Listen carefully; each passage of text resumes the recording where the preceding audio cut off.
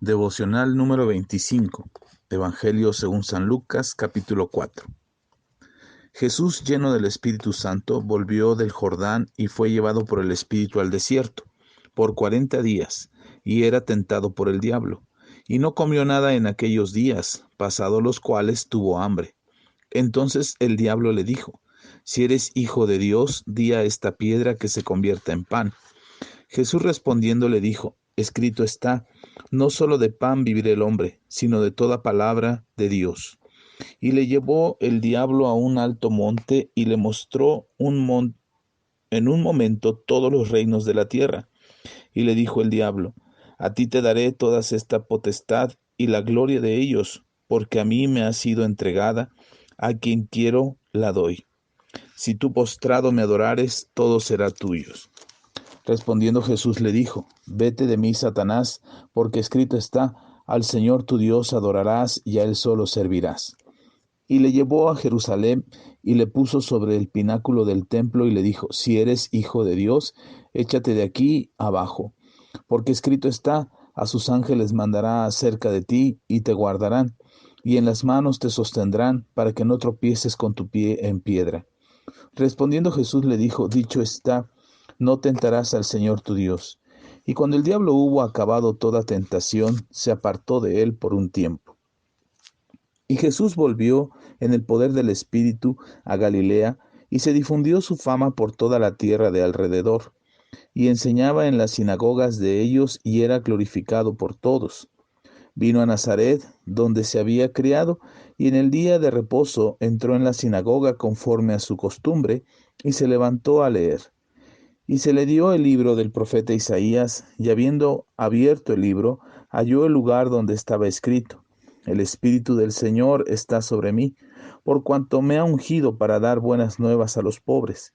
Me ha enviado a sanar a los quebrantados de corazón, a pregonar libertad a los cautivos, y vista a los ciegos, a poner en libertad a los oprimidos, a predicar el año agradable del Señor.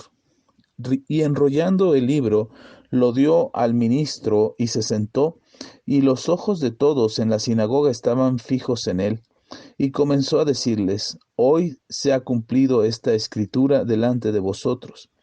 Y todos daban buen testimonio de él, y estaban maravillados de las palabras de gracia que salían de su boca, y decían: ¿No es este el hijo de José? Y él les dijo: Sin duda me diréis este refrán: Médico, cúrate a ti mismo. De tantas cosas que hemos oído que se han hecho en Capernaum, haz también aquí en tu tierra. Y añadió: De cierto os digo que ningún profeta es acepto en su propia tierra. Y en verdad os digo que muchas viudas habían en Israel en los días de Elías, cuando el cielo fue cerrado por 3 años y 6 meses, y hubo una gran hambre en toda la tierra. Pero ninguna de ellas fue enviado Elías, sino a una mujer viuda en Sarepta de Sidón.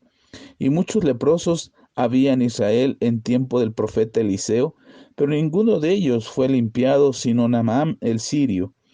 Al oír estas cosas, todos en la sinagoga se llenaron de ira, y levantándose, le echaron fuera de la ciudad, y le llevaron hasta la cumbre del monte sobre el cual estaba edificada la ciudad de ellos, para despeñarle. Mas él pasó por en medio de ellos y se fue. Descendiendo Jesús a Capernaum, ciudad de Galilea, y les enseñaba en los días de reposo. Y se admiraban de su doctrina, porque su palabra era con autoridad. Estaba en la sinagoga un hombre que tenía un espíritu de demonio inmundo, el cual exclamó a gran voz, diciendo: Déjanos, ¿qué tienes con nosotros, Jesús Nazareno? ¿Has venido para destruirnos? Yo te conozco quién eres, el Santo de Dios. Y Jesús le reprendió diciendo: Cállate y sal de él. Entonces el demonio, derribándole en medio de ellos, salió de él y no le hizo daño alguno.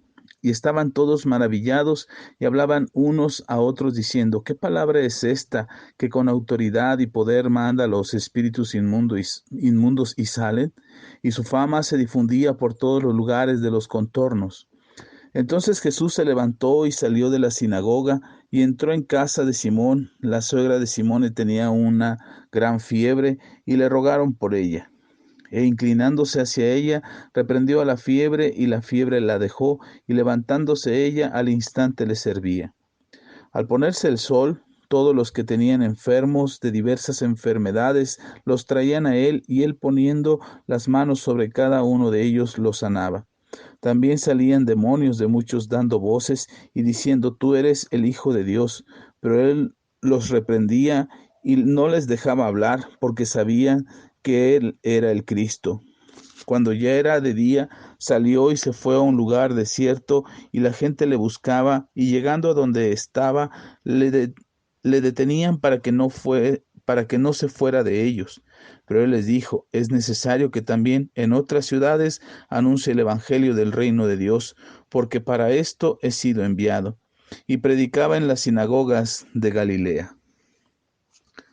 Ahora encontramos ya en este capítulo 4 cómo comienza el ministerio de nuestro Señor Jesucristo. Lucas, el escritor del Evangelio, vuelve a retomar de donde se había quedado. Después del bautizo de Jesús, ahora retoma con el inicio del ministerio de nuestro Señor Jesús.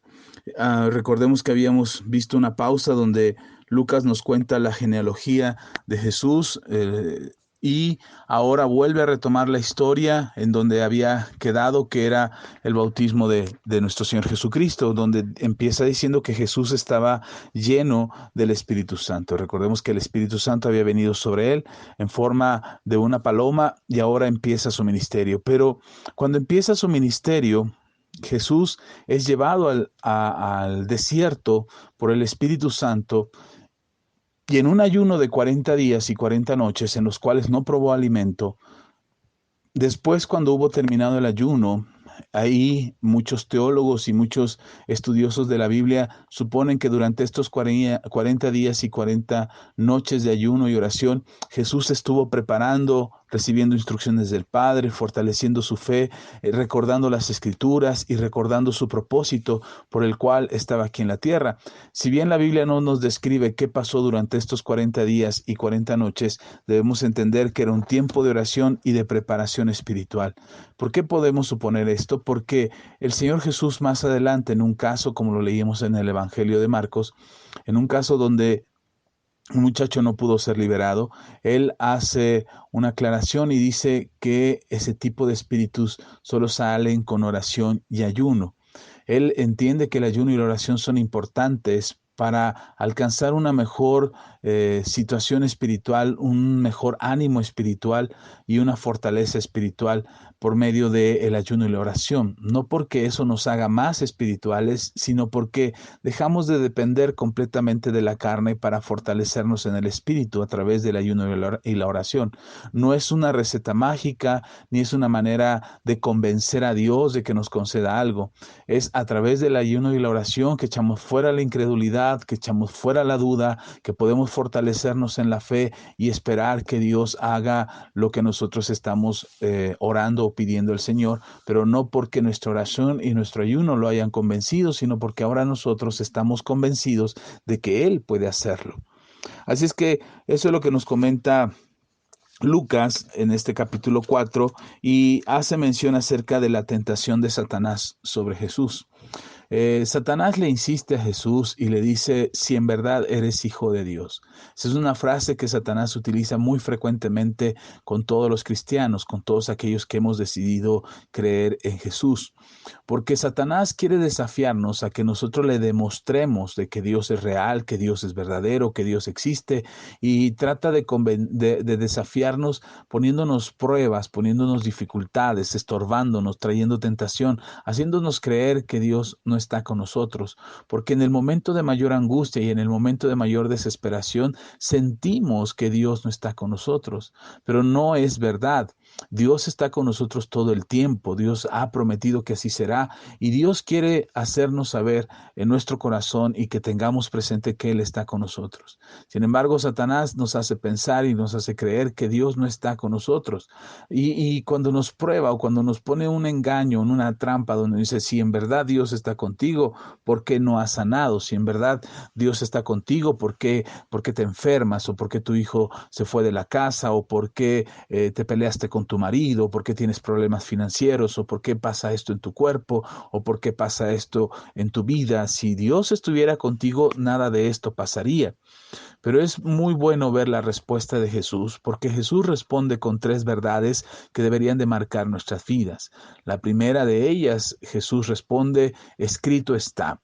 Es verdad que yo soy hijo de Dios, es verdad que Dios está conmigo, pero no tengo que demostrarte a ti, Satanás, si Dios está conmigo. Pero lo que yo creo es lo que está escrito en la palabra de Dios. Y Jesús le contesta a Satanás, escrito está. No solo de pan vivirá el hombre, sino de toda palabra que sale de la boca de Dios. Y la segunda respuesta es en el mismo sentido. Jesús le vuelve a decir, escrito está. Al Señor tu Dios adorarás y a Él solo servirás. Escrito está, no tentarás al Señor tu Dios. Las respuestas de nuestro Señor Jesucristo, bueno, aquí las dije al revés, pero las respuestas de nuestro Señor Jesucristo son en el sentido de que no tengo que demostrarle a nadie de que Dios es real, de que Dios existe, de que Dios está conmigo. No se lo tengo que demostrar a nadie. Lo que yo debo de tener la certeza es lo que está escrito en su palabra, lo que está escrito en la palabra de Dios, para que esa certeza y esa confianza y esa fe se desarrolle en mí y yo pueda creer y pueda confiar de que Dios está conmigo. Satanás siempre nos pretenderá engañar o pretenderá desafiar a que demostremos que Dios es real, a que demostremos que Dios existe, a que demostremos que Dios está con nosotros. Y nos pondrá pruebas. ¿Por qué no oras y esta agua se convierta en vino? ¿Por qué no oras para que yo sane? ¿Por qué no oras para que seas rico y próspero? ¿Por qué no oras para que Dios haga el milagro que tanto esperas? Y siempre buscará desafiarnos, porque Satanás sabe que si nosotros experimentamos o tenemos una experiencia de una oración no contestada, que aparentemente no está contestada, pero sentimos que nuestra oración no tuvo respuesta de parte de Dios, nuestra fe se debilita. Por eso quiere hacernos sentir o quiere desafiarnos a que le demostremos que nuestra oración es efectiva.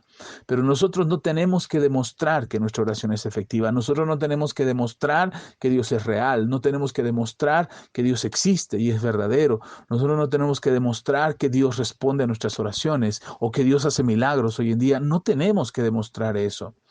Nosotros solamente creemos lo que está escrito, creemos lo que dice su palabra, hemos decidido creer lo que está en su palabra y por tanto lo que creemos, eso tendrá un efecto de transformación, de cambio, de bendición, de salvación para nosotros. Satanás siempre buscará engañarnos, siempre buscará desafiarnos, siempre querrá hacernos saber o que quiere que nosotros le demostremos que Dios está con nosotros. Pero de la misma manera que Jesús lo hizo, Jesús no le demostró que era el Hijo de Dios, Jesús no le demostró que Dios le respondía, Jesús no le demostró que tenía más poder que él, Jesús no tenía que hacer eso. Jesús lo único que le dijo fue, escrito está. Y esa confianza y esa certeza de Jesús es la que nosotros debiéramos experimentar. Empieza Jesús a predicar. Bueno, continuando con lo que dice Lucas, Jesús empieza a predicar y la gente empieza a acercarse de todos los lugares alrededor de donde él se encontraba, escuchan lo que Jesús tiene que decir, escuchan las enseñanzas de él, empiezan a suceder los milagros y la gente se reúne para acercarse a él. Jesús llega a Nazaret, de donde él era, llega a Nazaret, en la ciudad donde él había vivido toda su infancia junto con sus padres, donde aprendió el oficio de carpintero, donde Jesús vivió, creció, tuvo amigos, se relacionaba con su familia. Bueno, la gente lo conocía, sabían quién era él, y cuando llega él ahí, entra a la sinagoga y lee uno de los pasajes más importantes de la palabra de Dios, que vinieron a testificar o que vinieron a dar testimonio de que Jesús era el Mesías, de que Jesús era el Cristo. Cuando Jesús lee este pasaje de Isaías, él empieza a hacer la declaración de la razón del Evangelio, el Evangelio que nosotros hemos creído, el Evangelio que seguimos y que procuramos creer con todo nuestro corazón. Ese Evangelio es lo que Jesús predicó el tiempo que estuvo aquí y está sustentado en el pasaje de Isaías que Jesús citó y leyó cuando él le tocó leer la Escritura, y dice: el Espíritu del Señor está sobre mí.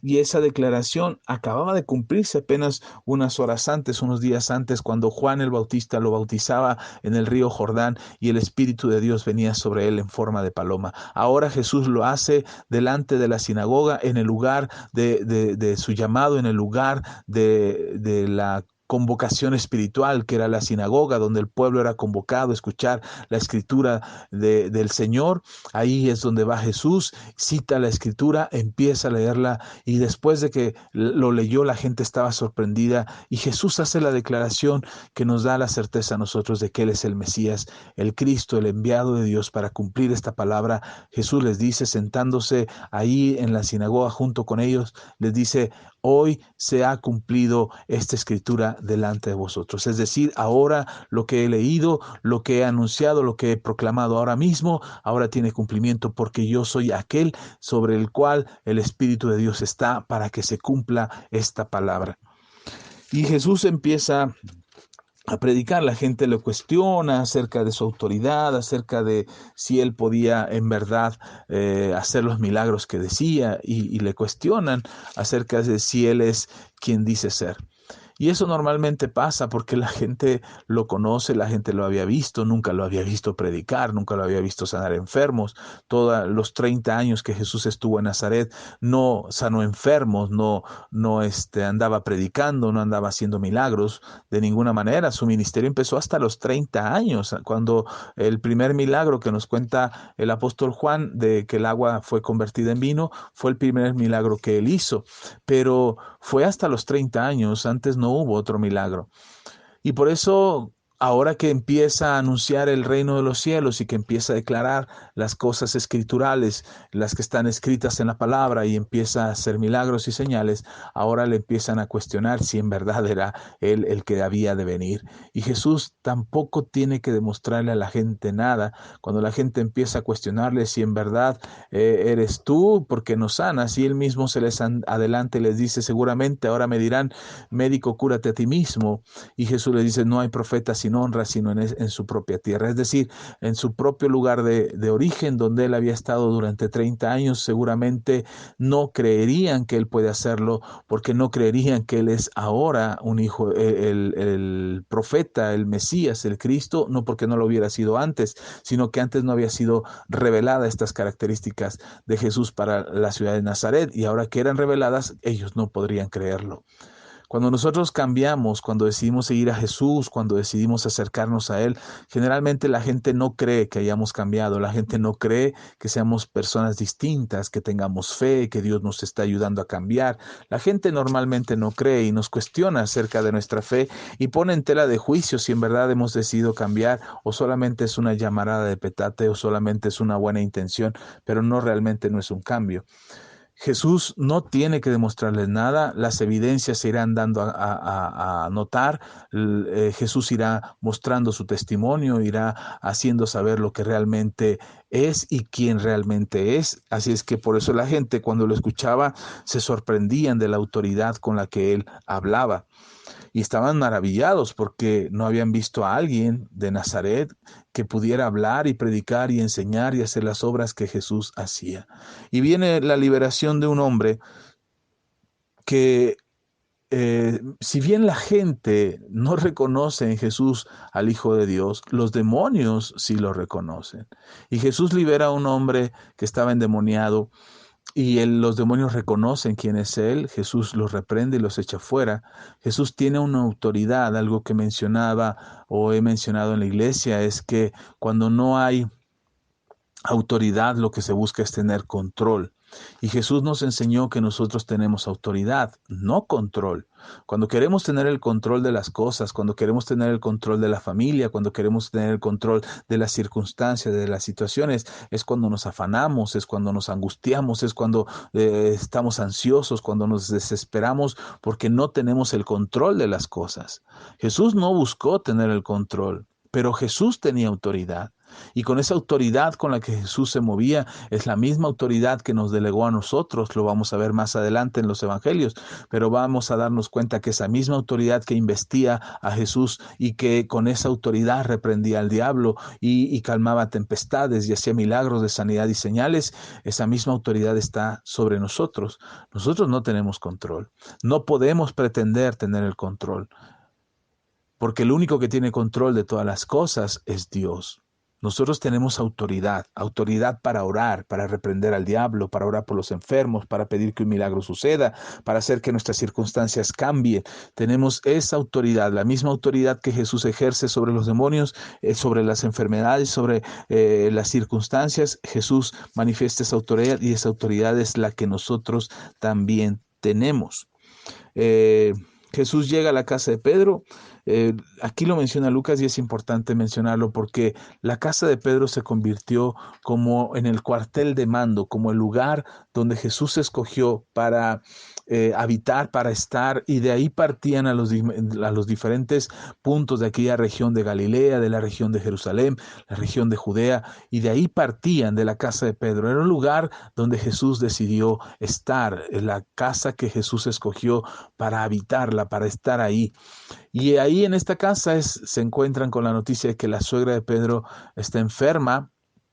Le piden a Jesús que la sane y Jesús la sana. Y es interesante ver que una vez que ella sanó, ahora ella le servía. Debemos entender que la sanidad, que los milagros, que la prosperidad, que las bendiciones de Dios sobre nuestras vidas tienen el propósito de sanarnos, de restaurarnos, de bendecirnos, pero para servir a otros, para ayudar a otros, para ponernos en las manos del Señor y que otros sean bendecidos con las actividades que nosotros pudiéramos hacer para ayudar a aquellos que lo necesitan. Somos sanados, somos restaurados, somos bendecidos porque Jesús así lo ha hecho con nosotros. Y la gente venía, multitudes venían para ser sanados y Él los sanaba a todos. Jesús empieza a recorrer, aunque la gente quiere retenerlo, le dice no te vayas, quédate con nosotros. Generalmente cuando recibimos la ayuda de alguien y cuando queremos que alguien se quede a nuestro lado, seguramente es porque hemos sido bendecidos. Aquí Jesús los había bendecido tanto, había visto milagros, habían visto señales, habían escuchado los mensajes de Jesús, que ahora no quieren que se vaya. Pero Jesús les dice algo que es importante. Le dice, es necesario que vaya a otras ciudades y que ellos también escuchen el mensaje del Evangelio. Y esto me hace pensar en aquello que nosotros hemos recibido, la sanidad, la restauración, la salvación, la prosperidad, lo que sea que hayamos recibido de Dios tiene un propósito. Y el propósito es que otros más conozcan el Evangelio, que otros más escuchen el mensaje. Como quiera que lo podamos compartir, como sea que lo podamos hacer, incluso podemos enviar estos devocionales a otras personas para que ellos también reciban este mensaje y también sean ayudados. Que nuestro corazón se mantenga íntegro y que nuestra salvación esté impactando y bendiciendo la vida de otras personas. Hagamos una oración. Padre, te damos toda la gloria, la honra y la alabanza. Muchas gracias, Señor, porque tú nos das testimonio de la plenitud y la llenura de tu Espíritu Santo. Y cómo tú fuiste llevado al desierto para ser probado, para ser tentado. Muchas veces nosotros, Señor, somos llevados a una prueba para ser probados, para ser perfeccionados. Y a veces Satanás quiere aprovecharse en el momento de la dificultad o en el momento de la prueba, en el momento del desierto. Satanás quiere aprovecharse porque sabe que estamos débiles, cansados, fatigados y en ese momento somos más vulnerables. Pero con la misma confianza y certeza que tú le respondiste y le reprendiste y le alejaste de tu vida, así, Señor, queremos tener esa autoridad y recordar en el momento de la prueba que no estamos solos, que tú estás con nosotros y que aunque el enemigo se levante para causarnos mal, tú nos sostendrás, nos levantarás y nos darás la victoria. Ayúdanos, Señor, a tener claro y a tener entendimiento acerca de cuál fue la razón por la que tú viniste, a dar libertad, a sanar, a quitar la opresión, a quitar la fatiga, a quitar, Señor, la pobreza y a cancelar la enfermedad. Así, Señor, tu obra redentora y todo lo demás que añadiste a ese sacrificio en la cruz del Calvario, lo podamos experimentar para salvación y bendición de nuestras vidas. Ayuda a aquel que lo necesita y danos la fuerza a nosotros para para perseverar y continuar firmes en la fe, para que no dudemos de tu poder, de tu señorío y de tu autoridad en nuestras vidas. Queremos seguir tus pasos, Jesús, queremos seguir tu ejemplo, Señor, para hacer conforme tú quieres y no tengamos que andarle demostrando a nadie que somos tus hijos. Solamente hemos creído lo que está escrito en tu palabra y conforme a lo que está escrito en tu palabra suceda en nosotros. Gracias te damos en el nombre poderoso de Cristo Jesús. Amén y amén.